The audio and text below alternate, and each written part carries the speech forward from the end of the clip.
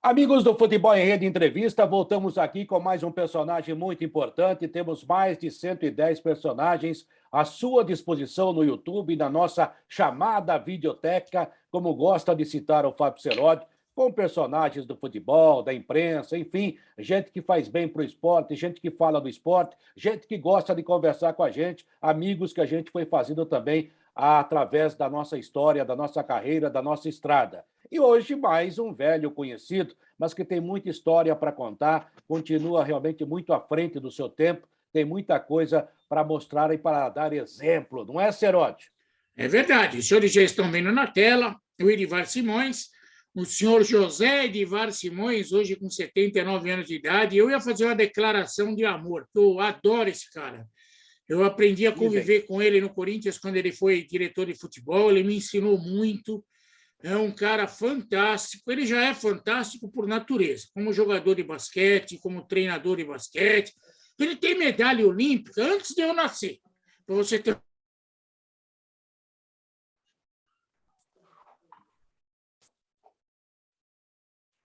Onde caiu? Caiu o Seródio? Caiu. Seródio? Caiu. Primeira pergunta, por uma questão de consideração. Caiu, trava.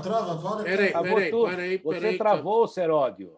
Eu 1-0 para você. Sou sempre eu que travo, viu, Edivar? Hoje foi ele. Bem feito para ele. Tá ouvindo aí, Edivar? Tô ouvindo. Opa, legal. Vamos começar tudo de novo.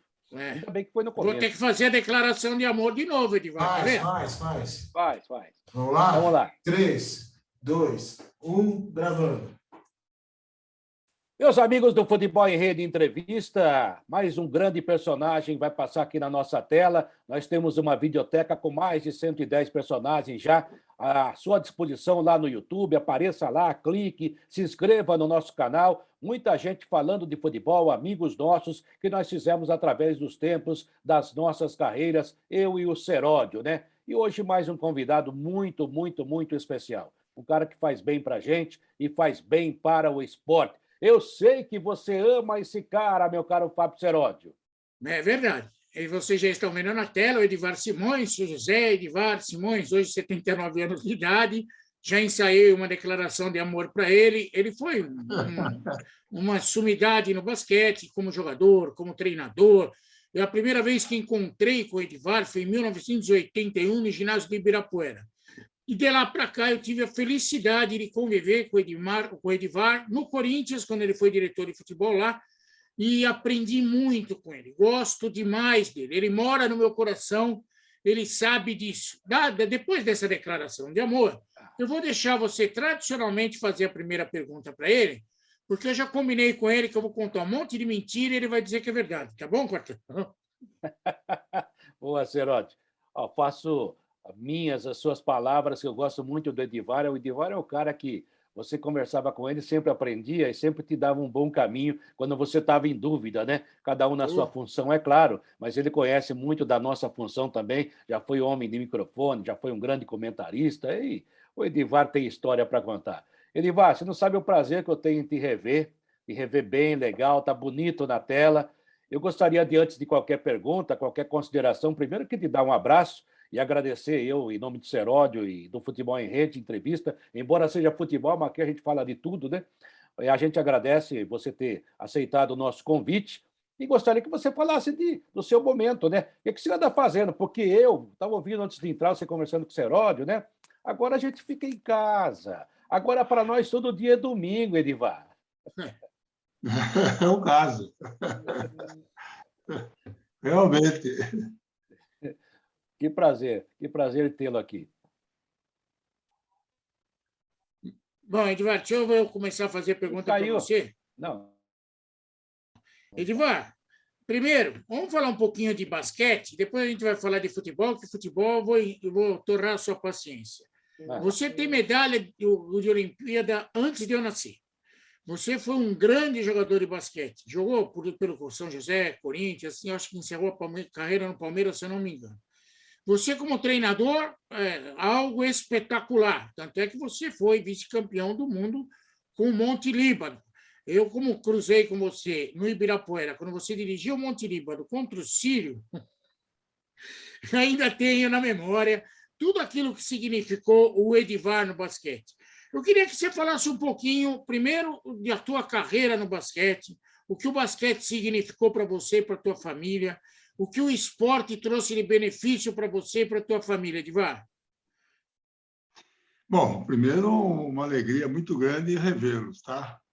Tudo que vocês disseram, a recíproca é verdadeira. A gente tinha um relacionamento de amigo e profissionalmente respeitado. Quer dizer, vocês agiram comigo, o Seroli, desde o primeiro dia que eu trabalhei no Corinthians, e a gente tinha assim, essa reciprocidade de relacionamento muito forte e acreditando, principalmente vocês acreditando na minha palavra e eu acreditando na palavra de vocês, e, felizmente, nós nos tornamos grandes amigos.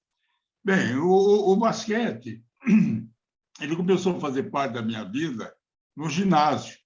Naqueles anos 60, 50, 60, 70, as aulas de educação física eram muito bem feitas, eram normalmente com atletas. O meu professor de educação física era um grande jogador de basquete, Alberto Marçal, medalhista olímpico em Londres.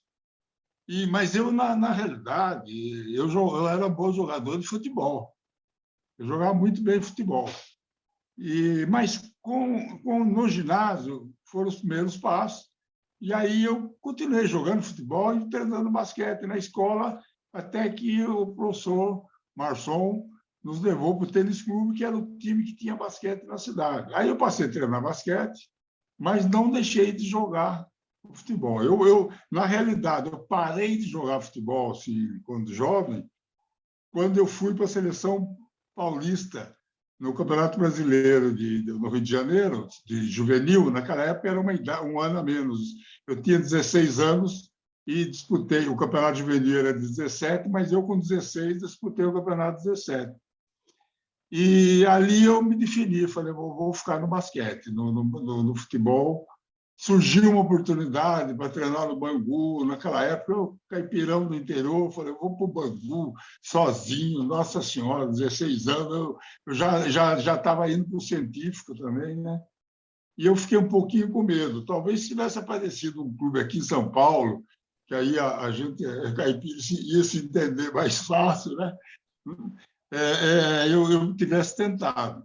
Mas aí acabei indo para o futebol, para o basquete. E no basquete eu continuei. No basquete eu continuei, fui devagar, fui trabalhando, e depois fui para a equipe juvenil mesmo, depois para a equipe principal. E foi interessante o que aconteceu na minha carreira. Às vezes eu converso com jogadores. Futebol mesmo eu conversava muito. O jogador tinha um certo desânimo, achava que não tinha oportunidade. E eu tinha uma máxima que eu falo até hoje para o meu neto. Eu tenho um neto que vai fazer 10 anos, que ele tem muita qualidade para futebol. Então, o jogador, ele tem muita condição para futebol. E ontem, esses dias, eu dei conselho para ele. Falei, olha, desde pequeno, se prepare. Você vai jogar, ele é sub-10. Você vai jogar um jogo de sub-10. Amanhã você vai jogar um jogo de sub-11, sub-12. Tá? Não atenda o que o treinador fala, treine bastante, confie em você, porque a oportunidade pode surgir do nada. E, para mim, surgiu uma oportunidade que eu tinha um sonho, mas a oportunidade me fez esse sonho tornar-se realidade, por 2 motivos. Um, que eu me preparava, eu treinava muito. Inclusive, na minha casa, aquelas casas do interior, eu tinha uma área grande no fundo de casa, eu coloquei uma cesta oficial, com área oficial, tudo. E se eu não estava no clube, não estava na escola, eu estava batendo bola em casa. E o que aconteceu? Eu jogava no tênis, o tênis naquela época, o tênis do Clube São José, naquela época, ele era um time assim, 4º do interior, 3º do interior, porque antigamente era interior capital. E os campeões que decidiam o título estadual. Não havia um campeonato paulista, entende? Era o metropolitano e o campeonato do interior.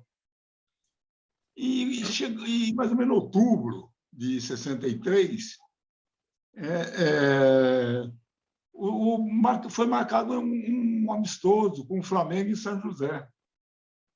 porque o Flamengo tinha tido já 2 grandes jogadores, um já estava lá, que era o Valdir Bocardi, foi campeão mundial, e tinha o Vili Peche, que tem para a seleção em 55. Esses jogadores eram jogadores, o Vili também seleção brasileira. Eles tinham um nível muito bom, e o relacionamento do Canella com o São José, com o Marçom, era muito grande. O Canella gostava muito demais do Marçom. E foi marcado esse jogo. E o Canella de técnico, então você imagina, eu, o garotão, sonhando um dia ir para a seleção, meu treinador Canella com o Flamengo, jogar em São José, não sei o quê.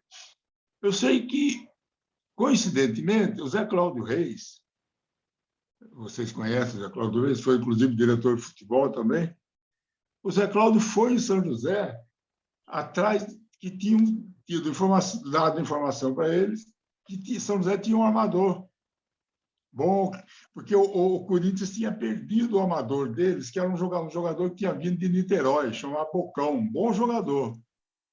Mas o Bocão veio em 63 para o Corinthians e deixou a praia de Niterói. Ele ficou 2, 3 meses lá no Parque São Jorge, não é o Parque São Jorge de hoje, bonito, com as marginais, com tudo. Se vocês não viram, vocês já devem ter visto foto. Tinha recém-construído o ginásio, então era bem diferente. E ele acostumado com praia, aquele cara que todo dia ia para a praia.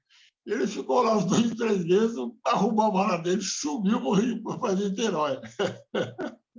E o Corinthians estava próximo de chegar às finais do campeonato, que aquele ano ia ser um campeonato metropolitano, e só para vocês terem ideia, esse campeonato metropolitano, que normalmente sobravam Palmeiras, Sírio e Corinthians, lotava em Ibirapuera, lotava de não entrar gente em Ibirapuera. Era um negócio... Por quê? Porque cada clube tinha 2, 3 de seleção brasileira, e a seleção brasileira, por sua vez, de 54 a 1970, ficou 5 vezes no pódio, com 2 mundiais, 2 vice e um terceiro.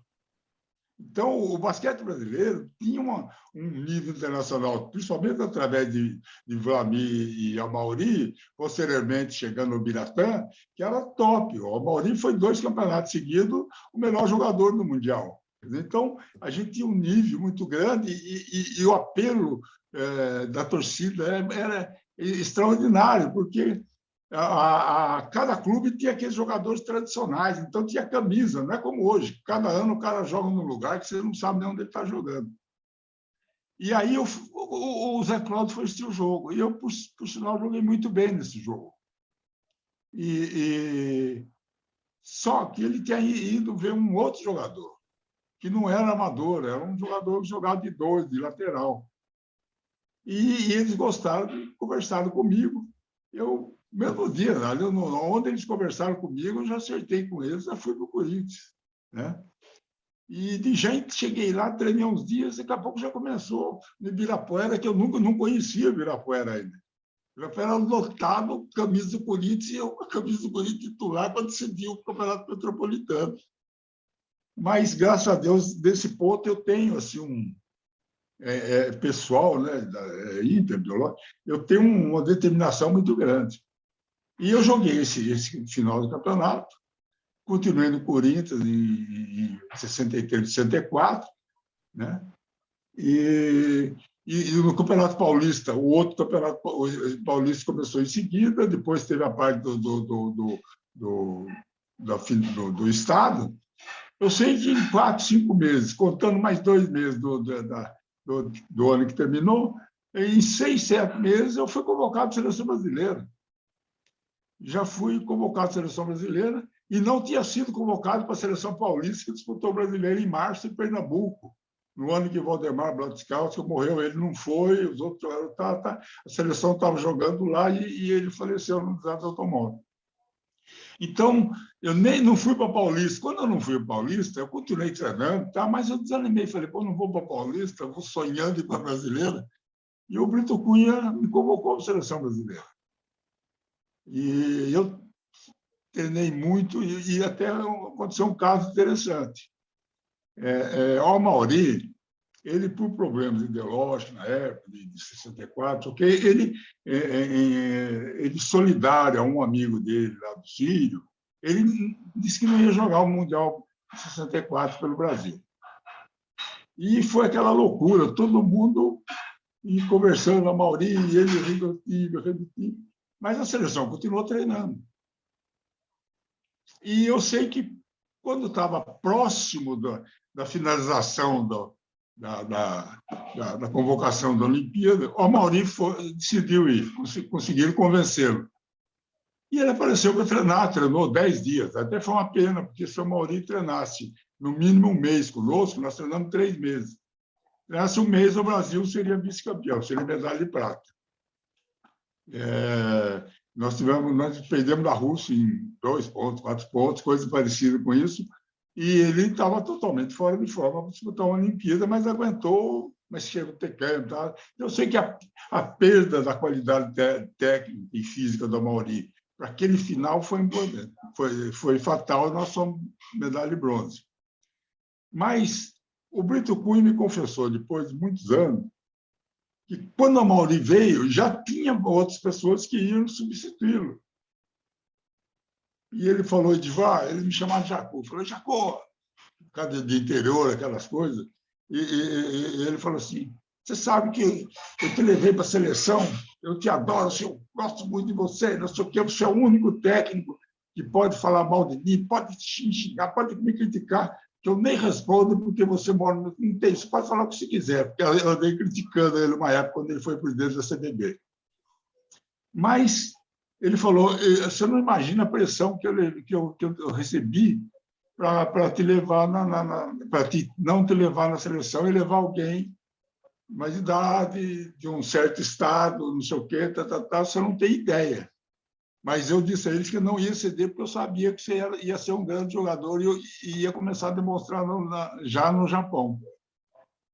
Então, eu acabei indo para a seleção assim, questão de menos de um ano, eu saí do interior, assim, sabia que eu jogava, mas não tinha expressão nenhuma para um time como o Corinthians, e já fui para a seleção brasileira e fui para a Olimpíada. Então, são essas coisas que eu sou grato ao Brito Cunha, e falando nele, nossa, durante ele como técnico, ele achava que ele era o máximo, eu falava, Brito Cunha. Ele era presidente e eu ligava para ele, liguei até ele, pouco tempo antes dele morrer, ele morreu com 93, 94 anos, eu ligava sempre, batia papo grande de basquete, ele ilustre, acompanhando. Mas, quando eu ligava, ele falava assim, quem está falando? Ele era baiano misturado com carioca, né?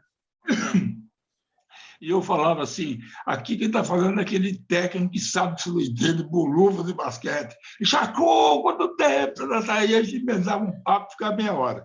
E eu também, com o Canela, eu fazia a mesma coisa. Eu conversava, se ligava para o Canela, às vezes passava 3, 4 meses, se ligava para ele, conversava com ele bastante.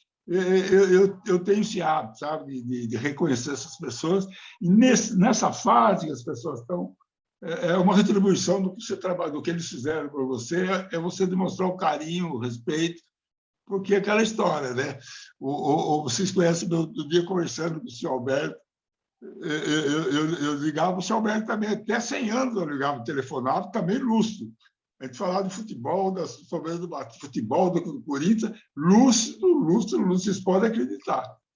Eu falava para o senhor Alberto, como é que está, senhor Alberto? Ele falou, Edivar, você foi um grande amigo. Eu não vou falar os elogios que ele fez, porque eu não sou desse temperamento. Mas, Edivar, você veja bem como é que era meu dia no Corinthians, você testemunha.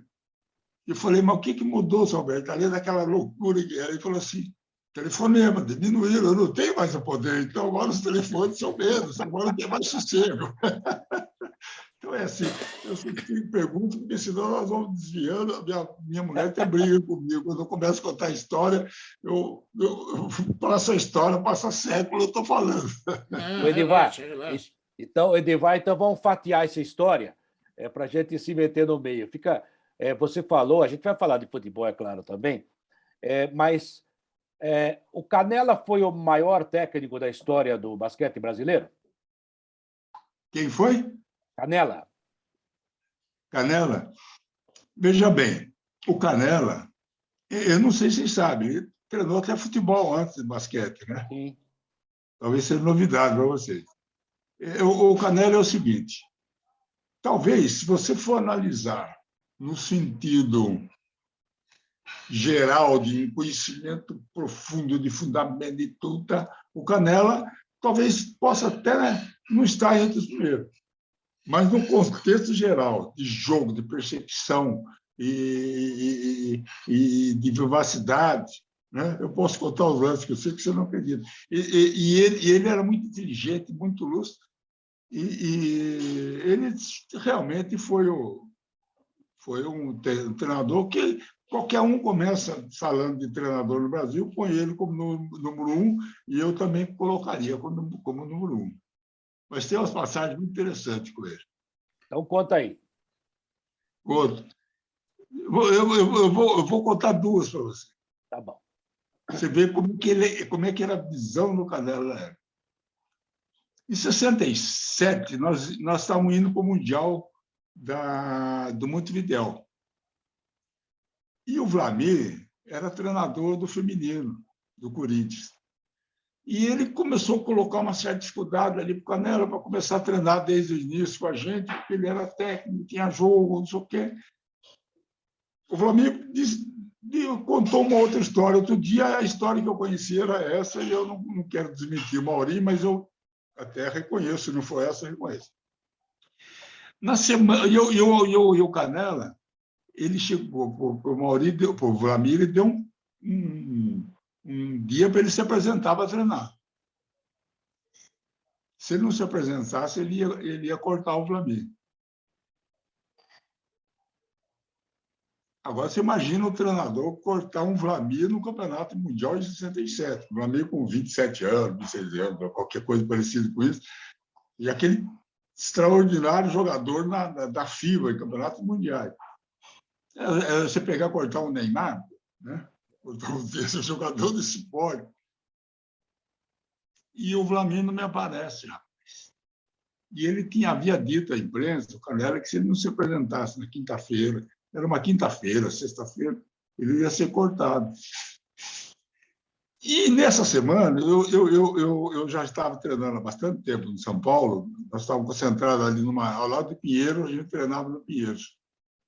Eu tinha pedido para o Canella, me libera sexta-feira, eu treino sábado, deixa eu passar sábado, domingo lá com a minha família, a minha namorada, Eu falei, estou aqui faz tanto tempo, só que ele falou, não tem jeito, blá, blá, blá, blá. Aí eu sei que teve treino. E o Vlamir não apareceu. Aí teve o treino, e ele queria agradar Aliás, o Vlamir apareceu. Nesse treino, o Vlamir apareceu. Ele queria agradar o Vlamir, pôs o Vlamir para treinar o treino inteiro, não sei o quê. E quando terminou o treino, ele olhou para mim, ele tinha me esquecido de colocar no treino, porque ele fez um time jogando contra o Pinheiro, contra alguém, outros 2 times na Seleção Paulista, não me recordo agora, e ele esqueceu de me colocar. Porque depois o Vlamir foi o único que ficou o tempo inteiro. Aí, quando terminou o treino, que ele falou, vem cá. Eu falei, o que é, Sotogo? Ele falou, não, está liberado, aquele pedido que você fez para mim pode ir. Quer dizer, antes que eu fosse dar uma dura ou uma bronca dele não ter colocado o treino, ele já me chamou, já me liberou para o fim de semana para São José. E, posteriormente, o Vlamir não cumpriu a data combinada com ele, e ele cortou o Vlamir, e foi uma perda muito grande. É o mesmo caso de Tóquio. Se o Vlamir vai no Uruguai, era vice ou disputava o título. Entende? Não tinha conversa. Ele também ia disputar o título. E nós somos vice-campeões no confronto direto com a Iugoslávia. Aí nós somos para a terceira, a Iugoslávia foi segundo. Senão nós seríamos vice-campeão de novo. E não foi a primeira vez.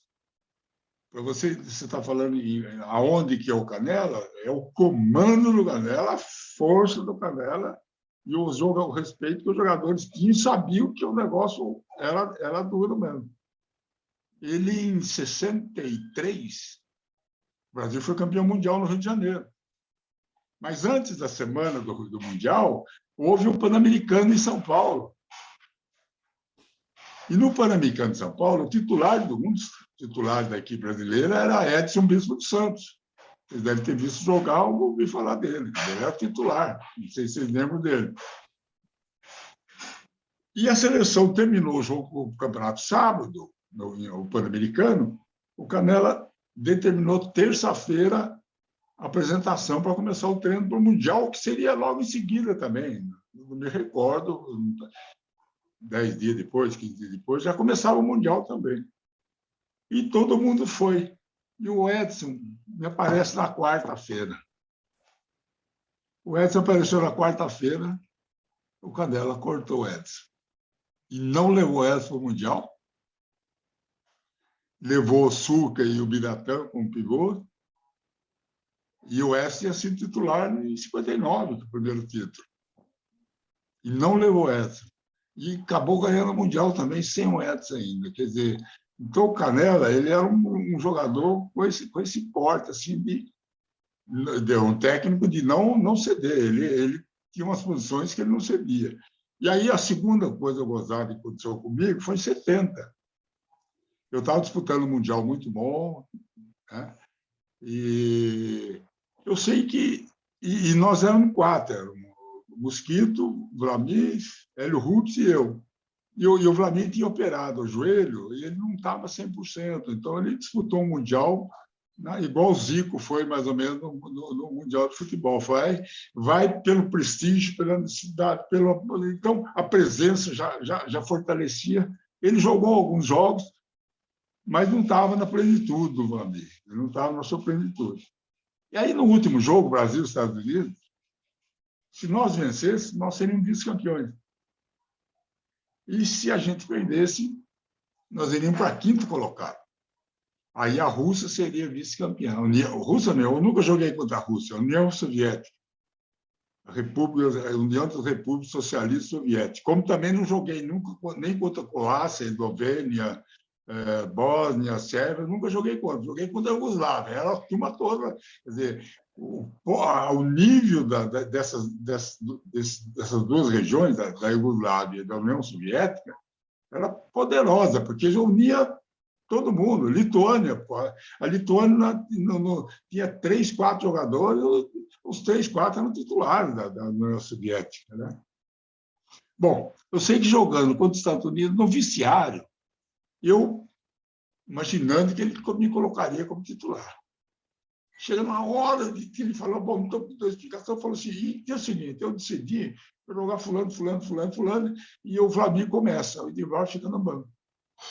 Agora, vocês imaginem o cara querendo explodir em campo e o sujeito dá um corte desse, né? Nossa, aquilo para mim... os caras já falei em espanhol hoje, cospe fogo aí, né?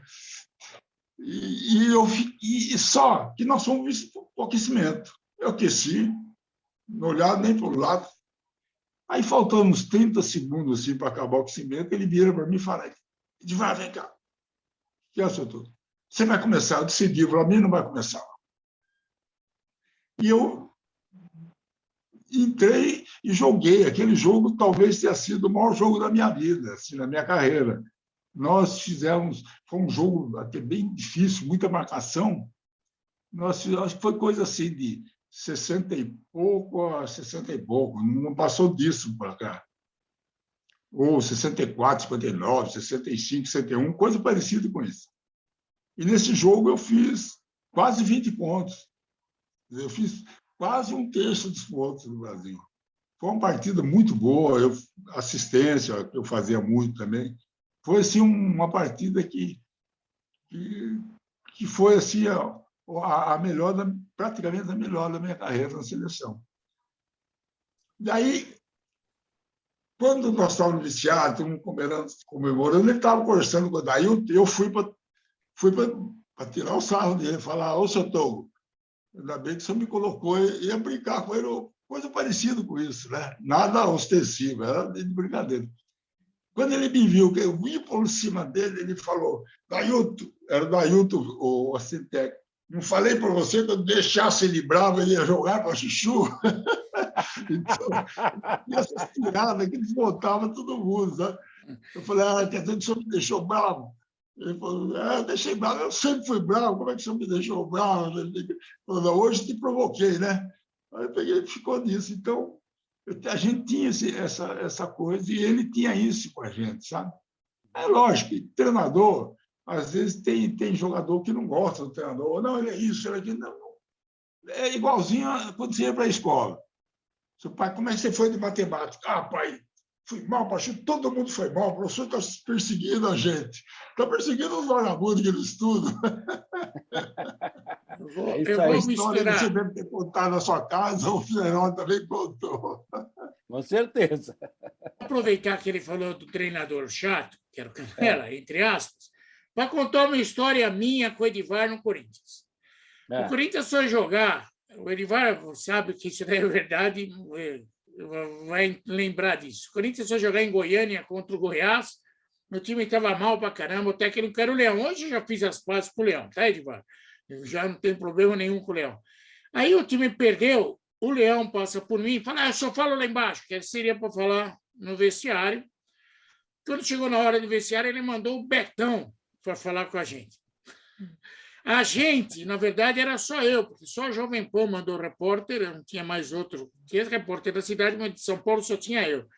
E o Betão contou para mim, falou, pô, você vê, o time perdeu, ele colocou eu. Falei, deixa comigo. Eu fiz um fuê naquele vestiário para o Leão falar, e o Leão não falou. Aí, nós vamos voltar no mesmo avião. Quando eu chego no aeroporto, está o Edivar parado na porta do aeroporto, e o Edivar todo cheio de dedos para falar comigo. Oh, tem aqui, meu amigo, vamos conversar, não entra agora, porque o Leão estava puto da vida, o Leão queria me pegar. Até que o Leão ficou na porta do avião, assim, ó, esperando. Eu falei assim, que está parecendo aqueles leão de porta de museu. Eu não tenho medo de leão. Foi um clima do tamanho de um bonde. E quem tentou acalmar o Edivar, o Leão, e evitar que eu arrumasse mais encrenca, foi o senhor Edivar. Edivar, eu e o Leão agradecemos você, tá? Você foi um anjo aquele dia. Você lembra dessa história, Edivar? Eu estou tentando me lembrar, mas o motivo principal não me recorda. Foi uma besteira de vestiário. E o pior é que o Leão gostava de sentar sempre na primeira fileira do avião. Correto.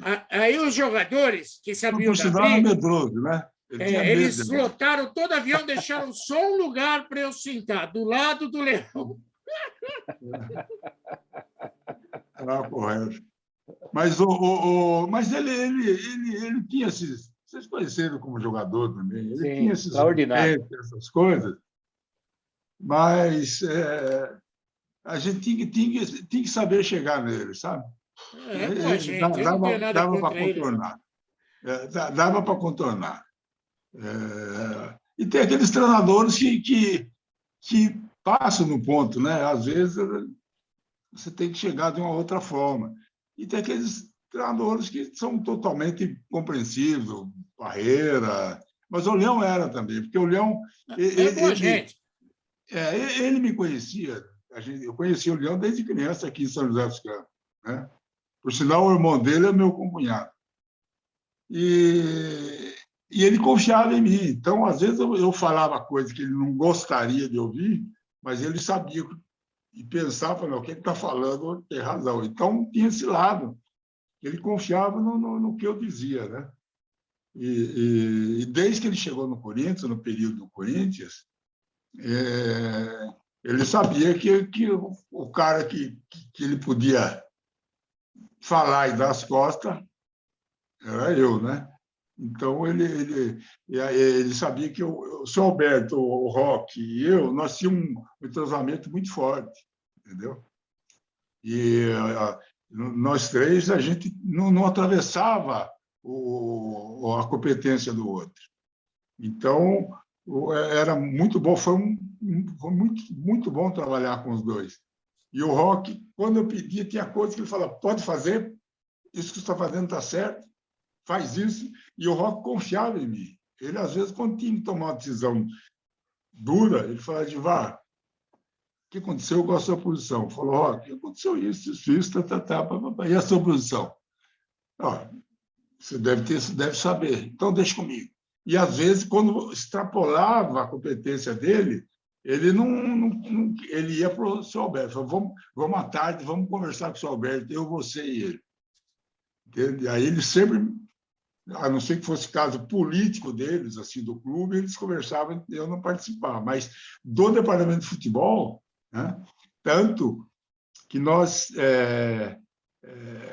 logo que nós começamos a trabalhar lá no Roque, começamos a trabalhar, nós fizemos uma medida lá que não entrava ninguém no vestiário de futebol, no jogo, e nem no treinamento.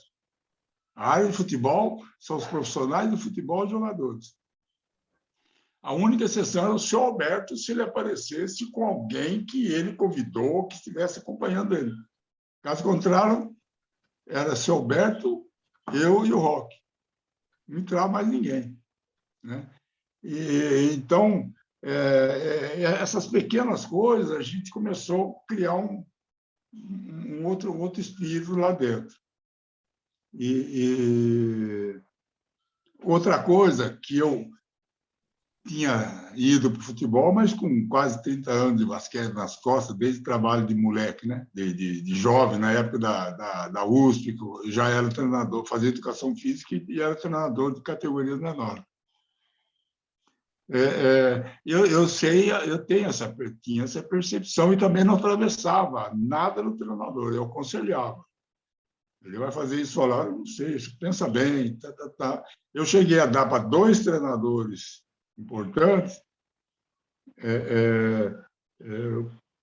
conselho que um treinador de futebol, que era meu amigo, na época do basquete do Corinthians, que era o Brandão, que eu conversava muito com o Brandão, eu cheguei a dar, faz isso, quer ir embora, manda embora, não quero mais fulano, mas eu não quero fulano. Falei, vamos fazer o seguinte, você não quer fulano, não quer isso, então vamos fazer o seguinte, vai para casa hoje, foge da imprensa, e amanhã cedo, 8 horas da manhã, a hora que você chegar, eu vou te cobrar. Pode mandar embora?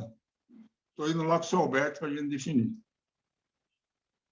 E, nas vezes que eu falei isso, disse que o treinador falava, ô, Edivar, estive pensando melhor, aguenta um pouquinho, nós vamos criar uma confusão. Eu já sei até quem que queria mandar embora, viu, Edivar? Então, eu sempre, essas coisas, eu falava com o treinador.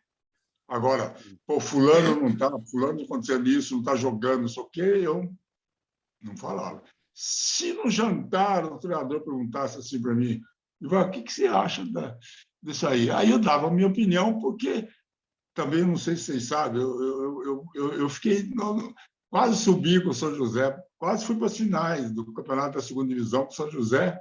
Um pouquinho antes do São José subir para a primeira, eu fui técnico lá. E me arrependi de não ter continuado, tá? Foi em 76. Arrependo até hoje de não ter saído apanhado bastante, uns 3, 4 anos. Porque eu vou dar o treinador de basquete para o futebol, ele tem uma visão muito grande. São 2 jogos semelhantes, um joga com o pé, com a mão, mas são semelhantes. O basquete é muito mais tático, né? Ele é muito mais detalhista que o futebol, mas a essência dos 2 jogos, das 2 modalidades, são iguais. A defesa é igual, né?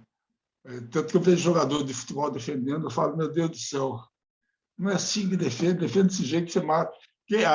Um defende com o pé, marca o pé, outro defende com as pernas, marca com a mão, mas a essência é mesmo. Escanteios. Isso aí, já uns 10 anos atrás, treinador amigão meu do peito, um dia peguei com ele, não era nem jogador, era treinador que teve sucesso, mas não foi top. Fiz para ele, falei, passa a cobrar escanteio desse jeito aqui. Ele falou, por quê? Primeiro pau, no meio, segundo pau, sobe. Vamos fazer 3, 4, no começo, 3, 4 movimentos de basquete, bloqueio de corta-luz, nós vamos fazer na hora de cobrar. E a gente vai sempre trabalhar em dupla, vai para um grande com um jogador pequeno. Nessa troca vai sobrar um marcador pequeno marcando o grandão nosso.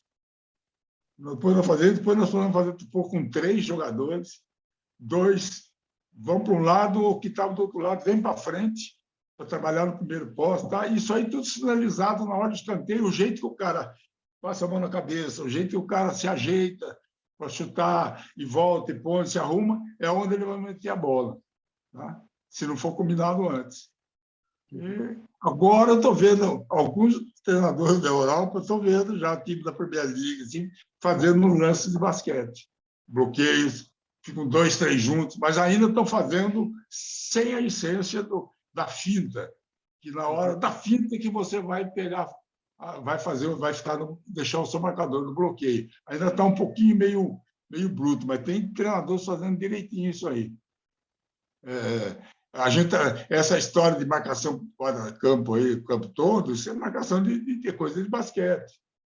Que o Rinos Mitchells, ex-treinador de basquete, se eu não falo a memória, usou em 74 e pegou todo mundo de calça curta. Tá? Até pesquisa para ver se ele foi treinador de basquete. Eu vi um comentário, mas acabei não levando a fundo isso. Mas essencialmente era isso. E onde essa pressão também é. Por exemplo, eu assisti um treinador do Curitiba, o Ivo, lembra do Ivo? Ivo, um cara bacana, acho, muito bacana. Foi bom volante. Bom volante, lógico. Bom jogador. Ele teve um problema de coração qualquer, não foi o Ivo. Não pôde jogar na Espanha, mas jogou no Palmeiras, acho, né? América. Mas Palmeiras. Uma grande pessoa. E ele começou a fazer isso aí. Eu acho que eu já estava. Na época eu não me lembro se eu estava na TAM ou estava no Corinthians. Sei que ele fez, acabou o jogo, falou, Edivar, tá. Aí fui conversar com ele, falei, ô Ivo, posso dar ideia, um palpite aí? Nossa Senhora, você, pelo amor de Deus, o que você quer? Ele, você está fazendo pressão no campo inteiro. Foi numa Copa Brasil. Tinha uma Copa do Brasil e tinha um outro campeonato. Qual que era? Era a Copa dos Campeões. Algo assim. Ficavam vários times, né? Ia para um lugar só, ficava lá em Belém do Pará. Isso. Acho que Copa dos Campeões. Se não me engano, foi Copa dos Campeões. Eu me lembro que foi lá no estado do CRB. Um gramado grande, né? O CRB que tem um gramado grande para chu. O estádio antigo Rei Pelé lá. Eu sei que é um estado grande para chu. O gramado é grande. E eu falei, Ivo, você fez certo, eu estou gostando de ver, você está saindo pressão, né? Tá. Então, eu falei, ele está fazendo direitinho. Tem um jogador, pressiona, tem o segundo, o terceiro sempre tem que sobrar entre 2 para ele poder cortar, tem que fazer isso. Você está fazendo direitinho, você está fazendo praticamente igual a basquete. Ele falou, falei, mas tem um detalhe, você tem que fazer armadilha nisso. Por quê? Você está saindo do lado direito e do lado esquerdo. Do lado direito, os 2 lados estão pressionando. Você tem que estudar o adversário, você vê qual lado que ele é mais fraco para sair jogando. Se ele tem um lado esquerdo mais fraco para sair jogando, você ameaça de marcar o lado direito, que é o que sai melhor, e deixa sair com o esquerdo. E deixa ele avançar. Ele vai chegar numa hora que ele não vai saber o que fazer com a bola, ele vai perder a bola. Ou alguém vai tomar a bola dele, ele vai dar um passe errado, vai sair o contra-ataque e vai ficar 3 contra 2, 4 contra 3. Deixa o lado mais fraco sair com bola, não aperta o lado mais fraco. Porque se apertar, eles começam a sair só do lado direito, o lado direito funciona, né? Aí não sai nunca mais para o lado esquerdo. O goleiro sempre vai jogar a bola, se não der, ele estoura a bola para frente. Ele falou, nossa, nunca tinha pensado nisso. Eu falei, no basquete a gente tem quando está marcando assim, o pivôzão grandão, hoje não, que hoje você pega o Antetokounmpo aí do Milwaukee, ele sai batendo bola de um lado para o outro e enterra a bola na cabeça de todo mundo. Mas naquela época, o pivôzão pegava o rebote, você apertava a bola que dava e deixava ele livre. E podia contar. Ele ia bater 1, 2, 3, 4. Na quinta bola, quinto drible, ele estava desesperado para lançar a bola. Ia lançar a bola errada. A gente ia antecipar, tomar e contra-ataque em cima dele. Então, essas coisas que a semelhança do basquete... Futebol e do basquete. É muito grande. Você conheceu um jogador, Biluca? Conheceu o Biluca, do 15? Não conheci. De Piracicaba, que foi para o Japão. Mas assim, jogando, eu não lembro dele, não. Aí ele veio, foi na 95, mais ou menos. Eu já estava em São Paulo. Estava. E o Biluca, ele tinha chegado do Japão, né? E eu assisti um treino um dia, e eu vi ele treinando, acabou o treino. Eu falei, Biluca, posso dar uma dica para você? Ele falou, pode, lógico, eu vou dar dica, mas não falo que eu dei. Eu estou de roupa aqui, não vou mostrar como é que é. Você vai fazer aí, eu vou dizer que está certo. Quando ele saía para dar um combate um pouco longe da área, ele acabava fazendo falta. E aí eu falei, Bruno, você sai todos e faz falta. Você faz falta, às vezes, um lugar perigoso para fazer o combate que você dá. Faz o seguinte, faz esse movimento com o pé. Você não define, nunca chegue para marcar e coloque os dois pés com as pernas semi-abertas. Não faz isso, não trava os dois pés no chão. Porque qualquer balanço que ele der, você morreu, você vai cair até. Você vai querer sair para um lado para o outro com os dois pés fincados no chão. Fica sempre com o pé assim, bem fraquinho, de um lado, os dois ao mesmo tempo, um lado do outro. Um lado você vai bem fraquinho, tocando no chão, bem fraquinho. Ele falou, mas por quê? Porque qualquer lado que ele sair, você tem pé de apoio para virar e correr atrás dele. Se você estiver fixo, os dois pés estão fixos, não vai ter pé de apoio de saída. O arranque você não vai ter. Você vai fazer falta e por isso que você faz falta. E faz esse toquinho, assim, fica bem levezinho, assim, bem inclinado, com a perna sempre flexionada, e ficando, porque esse balancinho que você está dando com a perna, bem fraquinho, tocando o pé no chão, um de cada vez, bem, sem ele perceber até, o lado que ele sair, você pega ele. Eu sei que 2 dias depois ele passou na minha sala lá e falou assim, Ivana, posso? Tudo bem. Por que você não apareceu antes, rapaz? Você me ensinou o negócio final da minha carreira, pô. Eu queria ter aprendido isso aí por 20 anos. Pô. Então, é aquelas coisas que os caras que treinador devia assistir muito basquete. O outro Yares de Abreu, ele foi presidente do sindicato. Ele é muito amigo meu. Ele só dá aquele jeitão dele. Você vai fazer uma palestra para mim? Eu falei, você deixa eu fazer uma palestra? Ele falou, qual é a palestra? Eu falei, eu vou escolher uns 10 itens, 10 temas. Nós vamos fazer. Você vai dar quanto tempo? Não, você fala o dia inteiro. Eu falei, então eu gosto de falar, eu vou falar o dia inteiro. Ele falou assim, o que você vai fazer? Eu falei, eu vou colocar a semelhança do basquete e do futebol nos detalhes individuais e pequenos grupos.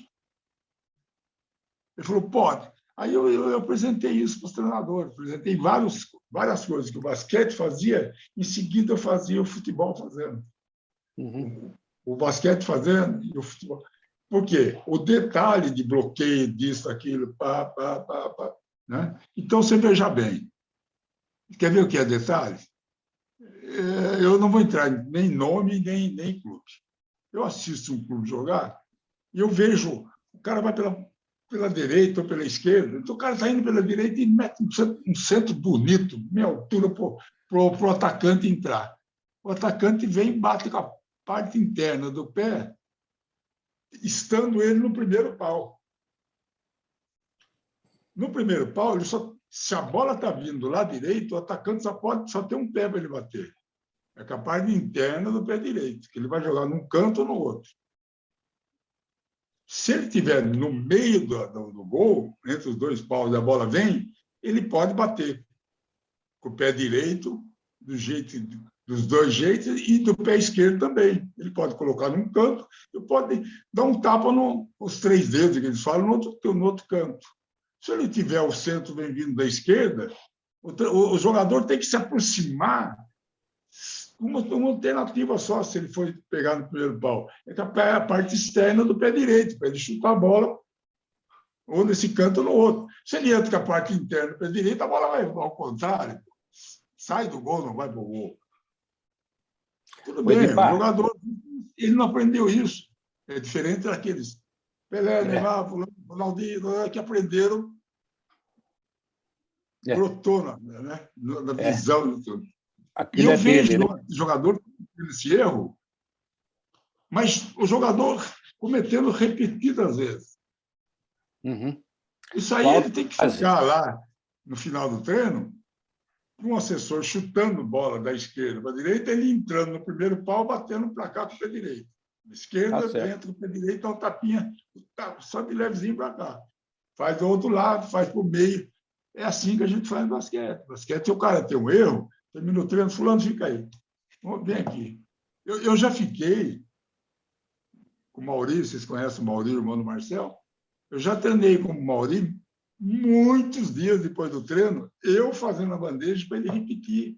Eu fazia um movimento para ele repetir, porque ele não estava conseguindo fazer, fazia trocada, a movimentação de pé, braço. E naquela época, eu tinha 39 anos, fazia, faz assim, faz assado, faz assim, faz assado.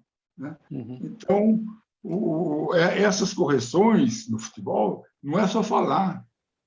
Não é só falar.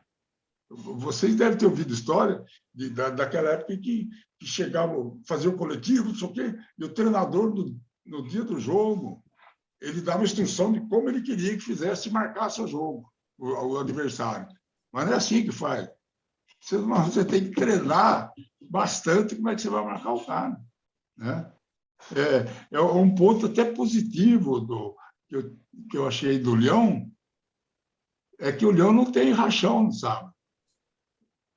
E sábado ele deixava para corrigir alguns detalhes e corrigir alguns detalhes que você pode fazer de marcação, como você vai comportar e o que vai acontecer se a gente errar disso, aqui. Porque só falando você não grava. Né? Tem que fazer, né? Tanto o basquete como o vôlei, eu no dia dos jogos, de manhã, vou ter jogo 9 horas da noite, eu estou dando o final da parte de marcação, tática e ofensiva do meu time, eu estou fazendo no sábado. Eu estou fazendo na véspera do jogo. Então, essas coisas que vai uma equipe levando para a outra. Quer ver uma coisa, sabe? Eu tive um técnico americano de basquete em 75 no Palmeiras, chamado Bill Kluska. Terminou um treino, uma quarta-feira, o Palmeiras jogar com o Português Santista, acho. Ele falou, Edmar, onde está? Eu falei, não, eu estou indo embora. Você não me acompanha? Eu falei, o que você precisa? Viu? Ele falou, eu quero assistir o jogo. Do soccer, eu quero assistir. Esquece. Você gosta, acompanha? Eu falei, não. Eu quero ver se tem alguma coisa que eu posso copiar, eu posso ver para colocar no basquete. Entendeu? Então,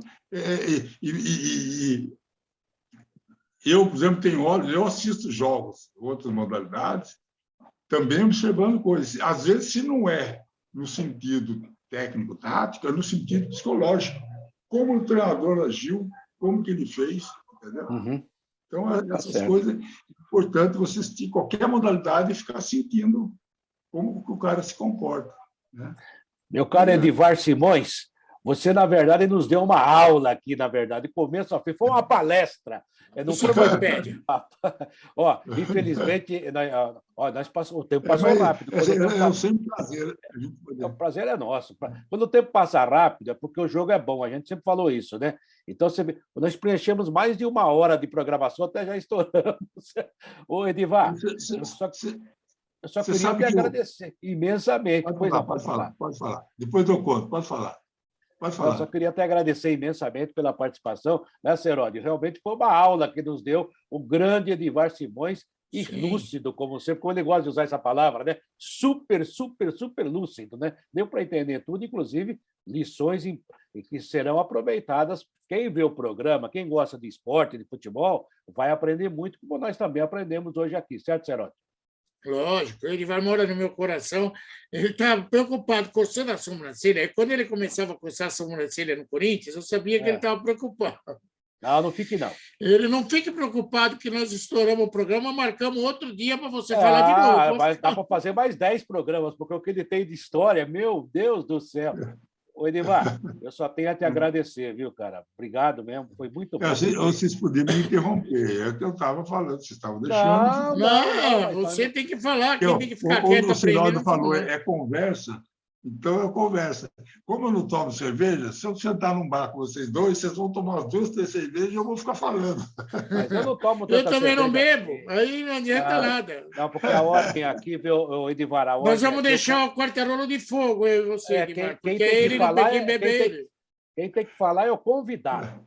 O repórter faz algumas perguntas, ouve e aprende, mas só tenho a te agradecer, o Edivar Simões, que é um grande amigo nosso, e tenho a certeza que vamos procurá-lo novamente, até porque ainda tem mais 90% ou muito mais da sua vida, da sua história para a gente contar. Edivar, obrigado pela participação, você foi genial. Nossa Senhora, mas tem história aí que tem demais, você não tem acredita, demais. viu? Tem muita história. Viu? Tem umas histórias, eu, Edivar e Gustavo Neri, que vai para um livro um dia. Não, calma, né? Essa aí conta depois. Você quer ver uma do Fábio? Não sei se o Fábio lembra. Fábio, você lembra na primeira semana minha de Corinthians? Não lembro. O que lá em aconteceu? Atibaia? Hein? Não lembro.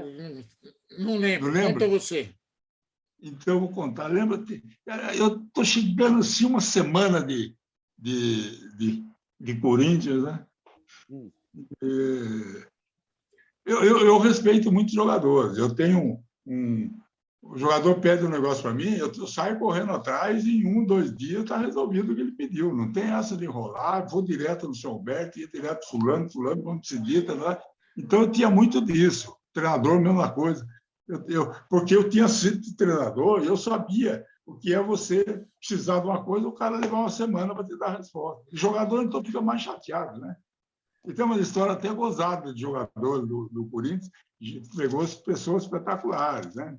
É até interessante a gente não ter ido direto, fixo no assunto, porque tem comportamentos de jogadores que vocês não acreditam, espetaculares, né?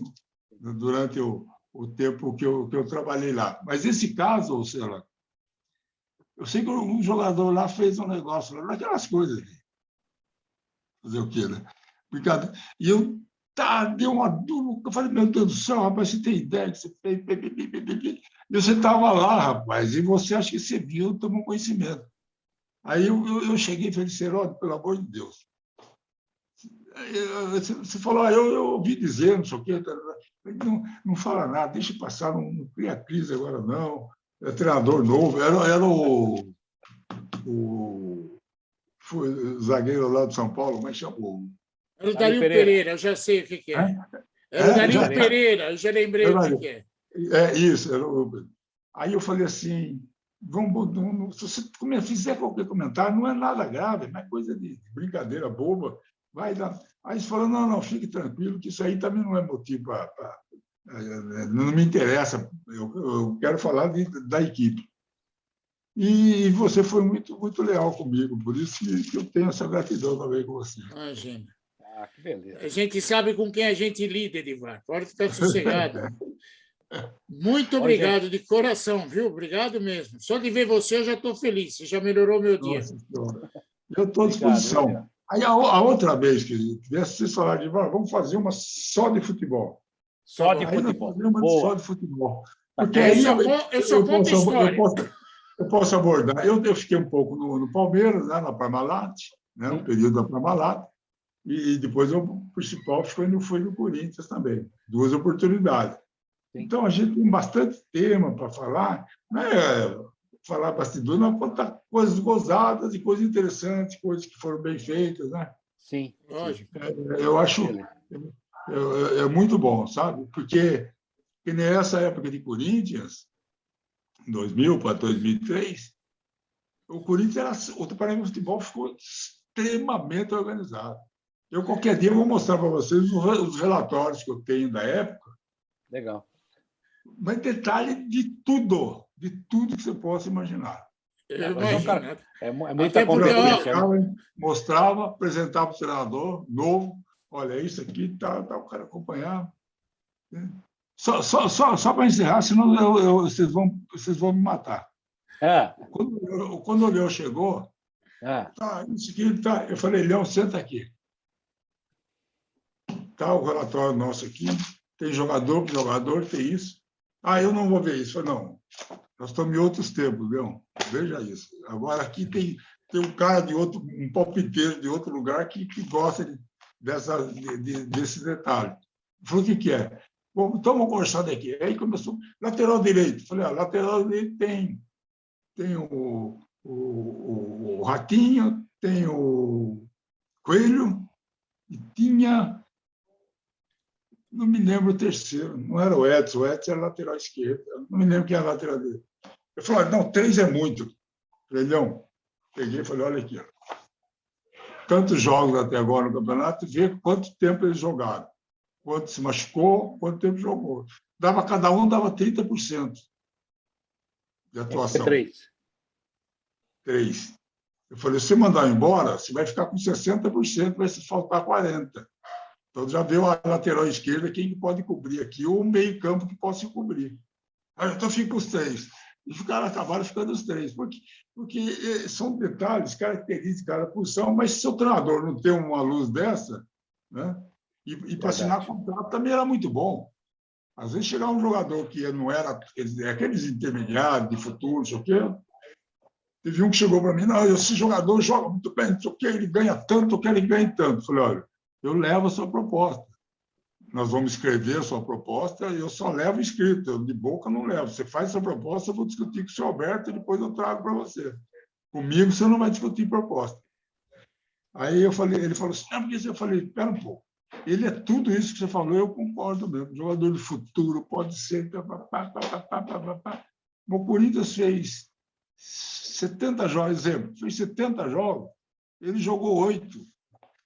Você está querendo aumento? Ele ficou com isso, teve isso, aconteceu isso. Ele falou assim para mim, vê que o Alberto, quanto que você oferece, que eu não vou discutir mais. Então, até na renovação do contrato, você está em história do jogador. Porque você esquece, às vezes o jogador ficou parado um ano, por isso. Aí ele está no plantel, está treinando, acaba jogando. Aí, em 2, 3 jogos, ele marca 2 gols cada um e, coincidentemente, o contrato dele vai terminar logo um pouco depois. O cara já vem com esses 6 gols, não vem com o histórico do cara para se discutir. Verdade. Ô, Edivar, por falar em história, você tem muita história e é verdade. Eu te agradeço imensamente. O Edivar Simões é um nome representativo do esporte brasileiro, cara que faz bem para o esporte. Obrigado pela sua participação aqui no Futebol em Rede Entrevista. Um abraço também ao Fábio Seródio e, com certeza, vamos voltar a conversar. Obrigado, Edivar. Foi ótimo te ver mais uma vez e te ver bem. Um abração, viu? Foi satisfação. Quando eu recebi o convite do Batalha, me ligou, eu falei, Batalha, você devia escrever, mas é uma ordem, não é um convite, é uma ordem para participar. O prazer foi muito grande. Mas a gente pode voltar a falar dele. Tem muito assunto. Tem.